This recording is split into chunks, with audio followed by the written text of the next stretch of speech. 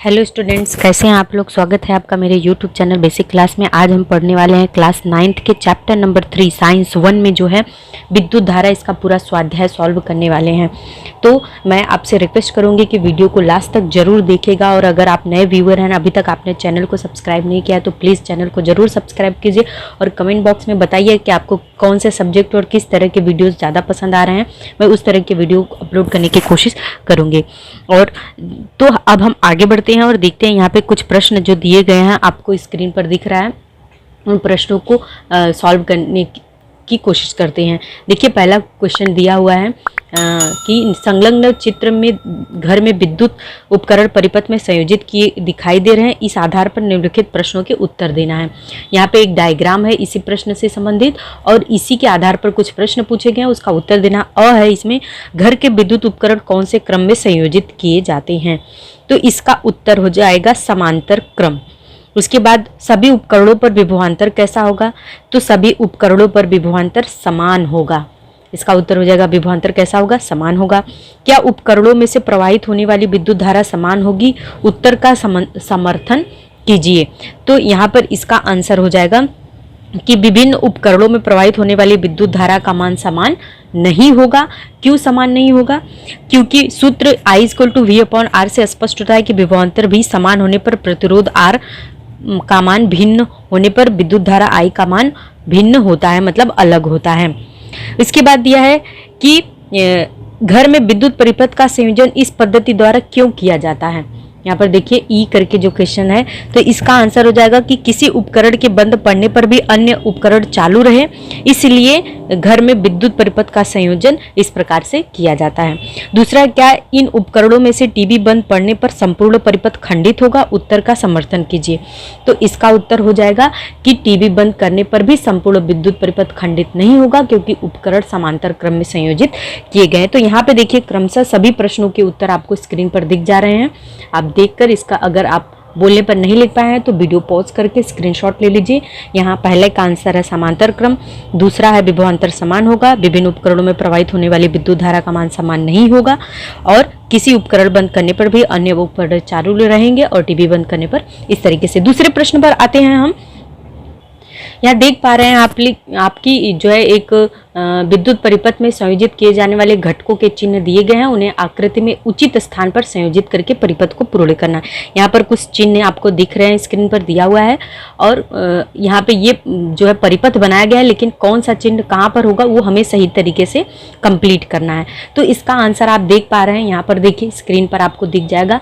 ऊपर वही चिन्ह और वही प्रश्न पूछा गया है, उसका उत्तर यहाँ पर आपको दिख जा रहा है कि विद्युत परिपथ में यहाँ पर वोल्ट मीटर और यहाँ पर अमीटर, वोल्ट मीटर विभवांतर नापता है, अमीटर परिपथ में धारा का माप करता है।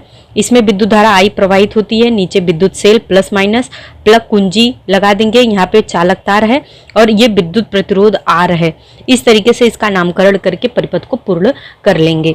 तो ये आपका हो गया आंसर। इसके बाद हम आगे बढ़ते हैं, तीसरे प्रश्न पर आते हैं। तीसरे प्रश्न में दिया है कि उमेश के पास 15 वाट और 30 वाट प्रतिरोध वाले दो बल्ब हैं। उसे उन बल्बों को परिपथ में संयोजित करना है, परंतु उसने वे बल्ब एक से एक क्रम जोड़े तो बल्ब खराब हो जाते हैं। तो कुछ प्रश्न इसके आधार पर दिए हैं। उसे बल्ब जोड़ते समय कौन सी पद्धति के अनुसार जोड़ने पड़ेंगे।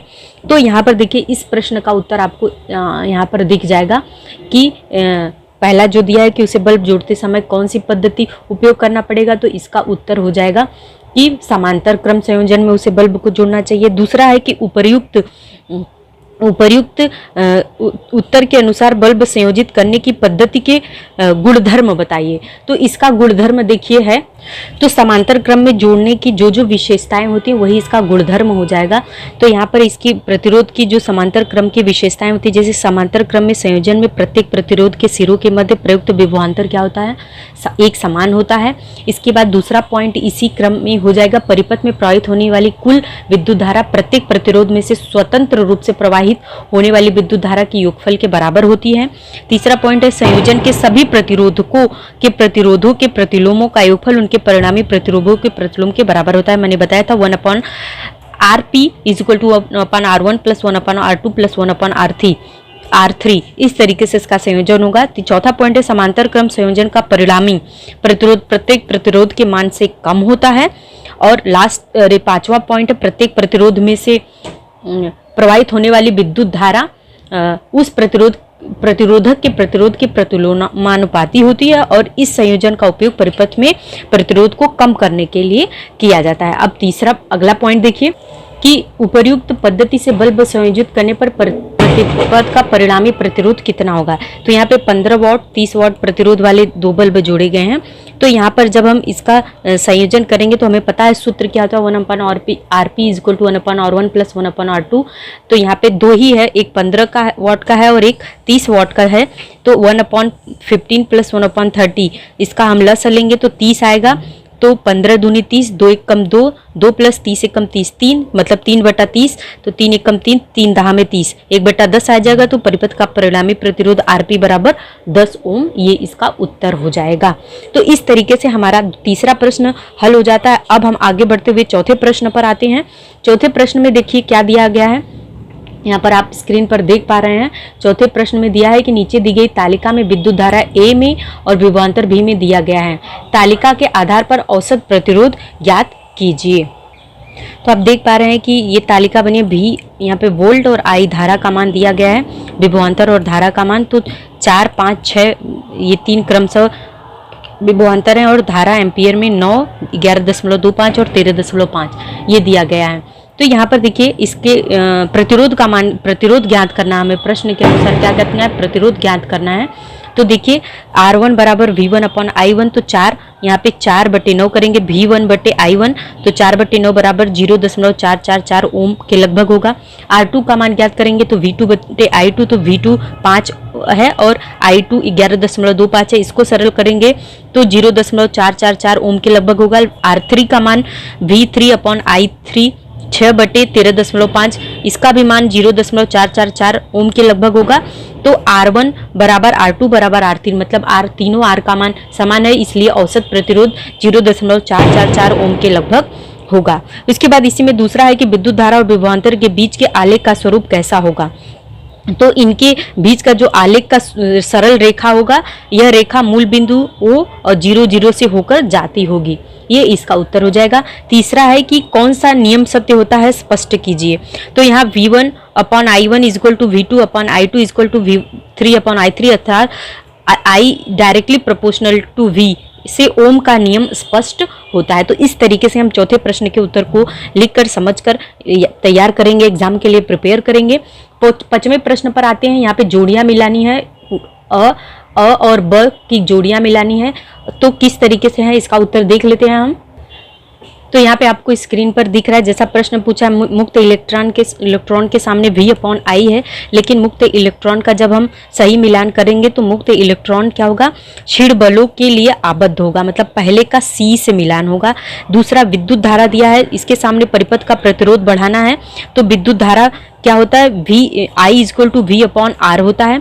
उसके बाद प्रतिरोधकता क्या होता है, प्रतिरोधकता के सामने दिया है क्षीण बलों से आबद्ध, तो प्रतिरोधकता बराबर होता है VA/LI, ये D से होगा, तीसरे का D से मिलान करेंगे। और चौथा श्रेणी क्रम संयोजन, तो बचता है परिपथ के प्रतिरोध बनाने के लिए, बढ़ाने के लिए, तो चौथे का P से मिलान करेंगे। तो इस तरीके से हमारा इसका आंसर हो जाएगा। इसके बाद अगला प्रश्न दिया हुआ है छठवां कि X लंबाई के चालक तार का प्रतिरोध R व उसके अनुप्रस्थ काट का क्षेत्रफल A है, तो चालक की प्रतिरोधकता कितनी होगी, उसे कौन सी इकाई में नापा जाएगा। तो जैसा प्रश्नानुसार दिया है वैसा हम लिख लेते हैं। प्रश्नानुसार क्या दिया है, प्रश्नानुसार अगर दिया है कि X लंबाई की चालक तार का, एक सेकेंड, हाँ देखिए यहाँ पे हम लिख लेंगे कि चालक तार कितना है, लंबाई L बराबर कितना हो गई, X लंबाई का चालक तार है और चालक तार का प्रतिरोध R जो है वो कितना है, R है, स्मॉल r है। तो अनुप्रस्थ काट का क्षेत्रफल A बराबर स्मॉल a है, तो चालक की प्रतिरोधकता रो से हम प्रदर्शित करते हैं। हमें पता है, चूंकि हम क्या जानते हैं, हम जानते हैं कि R बराबर रो अपॉन क्या होता है, capital R is equal to rho L upon A होता है। क्यों ऐसा होता है, क्योंकि क्या होता है कि इकाई लंबाई तथा अनुप्रस्थ काट का क्षेत्रफल वाले किसी चालक तार के प्रतिरोध का उस चालक तार की प्रतिरोधकता कहते हैं। अब यहाँ पे हमें अगर रो इज इक्वल टू दिखाना हो तो हम कैसे दिखा सकते हैं, हमें पता है यहाँ पे रो इज इक्वल टू हो जाएगा, तो rho is equal to R A upon L हो जाएगा। तो यहाँ पे रो का मान जो पूछा है तो आर की जगह पे क्या स्मॉल आर और स्मॉल ए अपॉन यक्स हो जाएगा। यल का मान कितना है सवाल में, यक्स दिया है। इस तरीके से हम इसका प्रतिरोधकता का मान ज्ञात कर सकते हैं। अब यहाँ पर दिया है, इसको हम किस में मापेंगे, तो हमें पता है कि प्रतिरोधकता का इकाई क्या होता है, प्रतिरोधकता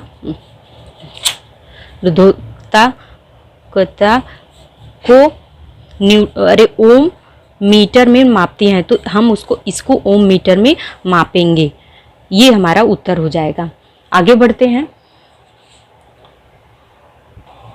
देखिए दिया है कि प्रतिरोध R1, R2, R3 और R4 आकृति में यहाँ पर दिखाया R1, R2, R3 और R4 दिखाया गया है। S1, S2 द्वारा कुंजियाँ दर्शाई गई हैं, S1 और S2 इसकी 2 कुंजियाँ दर्शाई गई हैं। तो नीचे दिए गए मुद्दों के आधार पर प्रश्नों के उत्तर देना है। यहाँ पे 3 मुद्दे हैं, इसके आधार पर प्रश्नों के उत्तर देना है। प्रश्न का उत्तर आप बुक में देख लीजिए, इस तरीके से स्क्रीन पर आपको दिया गया है, हम इसको सॉल्व कर लेंगे। ठीक है फ्रेंड, आगे बढ़ते हैं। 7वां जो अभी मैंने रीड किया उसको देखते हैं। तो यहाँ पर दिया है प्रश्न की कुंजी S1 और S2 को बंद किया तो क्या होगा। तो जब यहाँ पर उत्तर देखिए, जब विद्युत परिपथ में आकृति में जैसा कि दर्शाया गया है, तो अगर हम कुंजी S1 और S2 को बंद कर देंगे तो क्या होगा। यहाँ पर देखिए पूरा आपको स्क्रीन पर दिख जाएगा। आप इसके उत्तर को आप लिख लीजिए कि R1 के समांतर क्रम संयोजन में, यहाँ पर देखिए समांतर क्रम संयोजन में Fg लगभग 0 प्रतिरोध जो फ्यूज है इसके कारण संयोजन का परिणामी प्रतिरोध लगभग 0 ही होगा तथा संपूर्ण विद्युत धारा जो P क्यूब मार्ग है वो प्रवाहित होगी। और R1 R2 के समांतर क्रम संयोजन का परिणामी प्रतिरोध Rp बराबर R1 R2 बटे R1 प्लस R2 हो जाएगा। तो R3 और R3 व Rp के श्रेणी क्रम संयोजन का तुल्य प्रतिरोध R3 प्लस Rp हो जाएगा। तो R3 बराबर V upon R3 plus Rp। चूंकि R3 में प्रवाहित विद्युत धारा VCD है, यहाँ पर देखिए प्रवाहित विद्युत धारा जो है V का मान वो C और D यहाँ तक हो रहा है, तो उसको इस तरीके से V माइनस R3 I3 बराबर V minus R3 V upon R3 plus RP। तो इस तरीके से आप जैसा स्क्रीन पर देख पा रहे हैं, आप पूरा वीडियो पॉज करके अपने नोटबुक पर लिख लेंगे। तो इसका उत्तर जो है यहाँ पर ये प्राप्त होगा। ये रहा यहाँ वाला लास्ट फाइनल। ठीक है फ्रेंड, दूसरा दिया कि दोनों कुंजियों को जब खुला रखा जाएगा तो अब विद्युत परिपथ में निम्न आकृति बनेगी R1, R3 और R4। तो जब हम विद्युत परिपथ को खुला रखेंगे तो ये इस तरीके से R1, R3, R4 के श्रेणी क्रम संयोजन का तुल्य प्रतिरोध RS R1 plus R2 plus R3 प्रवाहित होगा। तो I equal to V upon S होगा। तो V अपॉन S1 RS का मान R1, R1, R3, R4 इस तरीके से रख देंगे। तो ये इस तरीके से जब खुला रखा जाएगा तो ये मान आ जाएगा। उसके बाद तीसरा दिया है कि S1 की बंद की तथा S2 खुली रखी। अब जब S1 को बंद कर दिया, यहाँ पर देखिए S1 बंद कर दिया और S2 को इस तरीके से खोल दिया, तो ऐसे सिचुएशन में जो होगा अब Rp बराबर R1 R2 बटे R1 प्लस R2 यह परिपथ का कुल प्रतिरोध हो जाएगा। तो RS बराबर R3 plus R4 plus R1 R2 upon R1 plus R2। तो परिपथ में प्रवाहित संपूर्ण धारा I is equal to V upon RS I3 बराबर I3 I4 के बराबर हो जाएगा। तो इस तरीके से जब हम सॉल्व करेंगे तो जो हमारा लास्ट फाइनल रिजल्ट I2 बराबर प्राप्त होगा R1 I बटे R1 प्लस R2, ये आंसर आ जाएगा। तो आई होप आपको ये समझ में आ गया। आगे बढ़ते हैं अगले प्रश्न की ओर। यहाँ स्क्रीन पर आप देख पा रहे हैं कि X1, X2 और X3 परिणामी के 3 प्रतिरोधकों को विद्युत परिपथ में निम्न विद्युत पद्धतियों से संयोजित करने पर प्राप्त होने वाले गुणधर्मों की सूची नीचे दी गई है।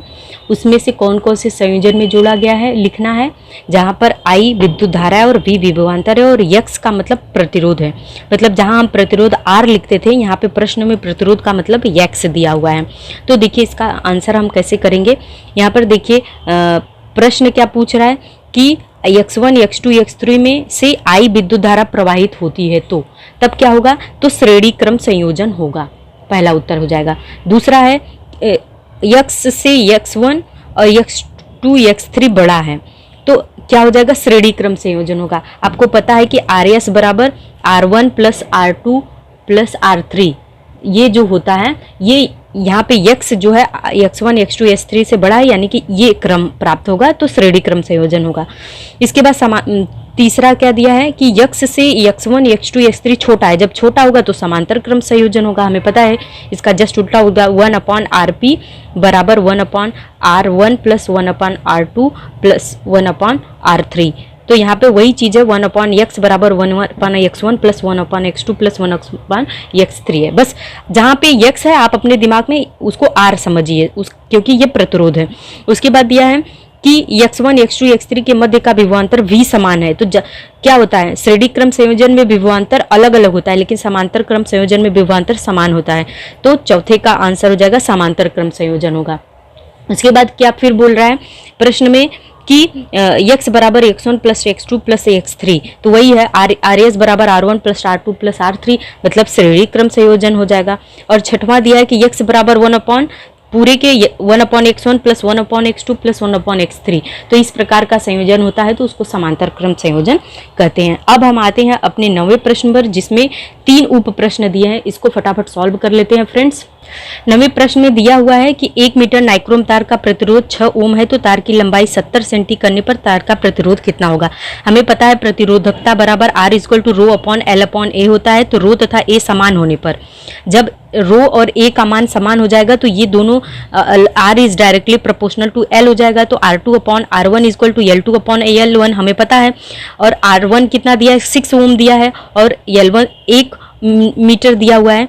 तो L2 बराबर कितना दिया, दूसरी लंबाई कितनी है तार की, 70 सेंटीमीटर है।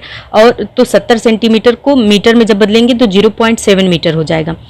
तो यहाँ पे क्या, R2 बराबर R1 L2/L1। तो R2 का मान हमें ज्ञात करना है, प्रतिरोध का मान ज्ञात करना है। तो 6, ये R1 का मान कितना है, 6 ओम है, तो 6 गुणे 0.7/1। तो इसका जब हम 6 सत्ते 42 गुणा करेंगे, एक अंक पे दशमलव लगाएंगे तो 4.2 ओम जो है प्राप्त हो जाएगा।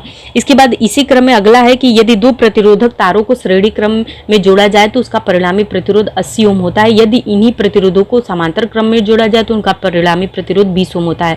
तो उन प्रतिरोधकों का मान ज्ञात करना है। तो चलिए देख लेते हैं इसका उत्तर। यहाँ पर आप स्क्रीन पर आप देख पा रहे हैं कि RS जो है श्रेणी क्रम का 80 सेंटीमीटर और RP जो है समांतर क्रम का 20 ओम आ रहा है, सॉरी सेंटीमीटर नहीं ओम। तो चूंकि R1 प्लस R2 बराबर क्या है 80, और RP बराबर R1 इंटू R2 बटे R1 प्लस R2 बराबर 20 है। तो R1 गुणे R2 बराबर, यहाँ पर देखिए 80, यहाँ पर क्या करेंगे, P के स्थान पे क्या लिख देंगे, R1 R2 is equal to 20 R1 plus R2। तो यहाँ पे R1 R2 है, और यहाँ मतलब इसका हमें क्रॉस मल्टीप्लिकेशन करना है। तो R1 R2 बराबर क्या लिखेंगे, 20 तो यहाँ पे है ही, और R1 प्लस R2 का मान कितना है 80, मतलब इसका इसमें गुणा कर देंगे क्योंकि R1 R2 का मान 80 है। तो क्या हो जाएगा 20 8 16 1600 यहाँ पे उत्तर आ जाएगा। तो R1 बराबर 80 माइनस R1, तो 80 में से R1 घटाएंगे तो उसका मान 1600 के बराबर है। तो इस तरीके से इसीलिए क्या हो जाएगा, यहाँ पे क्या करेंगे, R1 का अंदर गुणा करेंगे तो 80 R1 और माइनस R1 से स्क्वायर हो जाएगा, तो R1 स्क्वायर हो जाएगा। तो 1600 बराबर, ये 1600 के बराबर पहले से है, तो R1 square minus 80 R1 plus 80 जब ये माइनस इधर आएगा तो ये इसका मान इस तरीके से बदल जाएगा। तो यहाँ पे R1 माइनस 40 का होल स्क्वायर कर देंगे, इसका मान पूरा हो जाएगा बराबर 0 है। तो R1 का मान 40 हो जाएगा और R2 का मान 80 माइनस R1 बराबर ये भी 40 हो जाएगा। तो इस तरीके से इसका उत्तर हम प्राप्त कर लेंगे। आगे बढ़ते हैं अगले प्रश्न। यह आखिरी प्रश्न है फ्रेंड। देख रहे हैं कि एक चालक तार में 420 कूलम विद्युत आवेश को हम किससे प्रदर्शित करते हैं, Q बराबर 420 कूलम का विद्युत आवेश प्रवाहित हो रहा है। ठीक है, प्रश्न में आगे क्या बोल रहा है कि 5 मिनट तक प्रवाहित होता है। तो T बराबर कितना है 5 मिनट तक हो रहा है इस, और हमें I विद्युत में धारा कितनी होगी, I का मान पूछ रहा है। तो हमें पता है कि I इज इक्वल टू क्या होता है, Q/T होता है। हाँ, अब यहाँ पे देखिए T का मान मिनट में दिया है तो हम इसको सेकंड में बदलेंगे। तो हमें सेकंड में बदलने के लिए क्या होता है, 1 मिनट में 60 सेकंड होता है, तो 5 गुणे 60 करेंगे तो बराबर कितना होगा 5 36 300 सेकंड हो जाएगा। ठीक है फ्रेंड, तो हमारा मान कितना ये प्राप्त हो जाएगा 300 सेकेंड। अब हम इसको इस सूत्र पे इसका मान रखेंगे तो I बराबर Q का मान 420 कूलाम दिया हुआ है और T का मान 300 सेकेंड दिया हुआ है। तो अब हम इसको सॉल्व करेंगे तो 420 बटा 300, ये 0 0 से कट जाएगा तो 42 बटे 30 हो जाएगा। ठीक है फ्रेंड, तो 2 से काटेंगे तो 2 दूनी 4, 2 एकम 2, 21 बटे 15 हो जाएगा। तो 21 में 15 से जब भाग देंगे तो क्या आ जाएगा 15, 21 भागे 15 तो 15 एकम 15। ठीक है फ्रेंड, जब घटाएंगे तो यहाँ पे 0, यहाँ 6 0 आएगा, दशमलव गया तो 15 चौका 60, 4, मतलब इसका उत्तर कितना आ जाएगा 1.4, क्या हो जाएगा 1.4 एम्पियर। धारा का मान किस में करते हैं, ए से करते हैं, तो 1.4 यहाँ पे क्या लिखेंगे 1.4 ए, ये इसका आंसर हो जाएगा। देखिए यहाँ पे इसका आंसर यही आया है। तो वीडियो आपको कैसा लगा कमेंट बॉक्स में ज़रूर बताइएगा। लाइक शेयर सब्सक्राइब करना मत भूलिएगा। और अगर आपने कोई वीडियो और देखना है तो कमेंट बॉक्स में लिखिए। आपका दिन शुभ हो।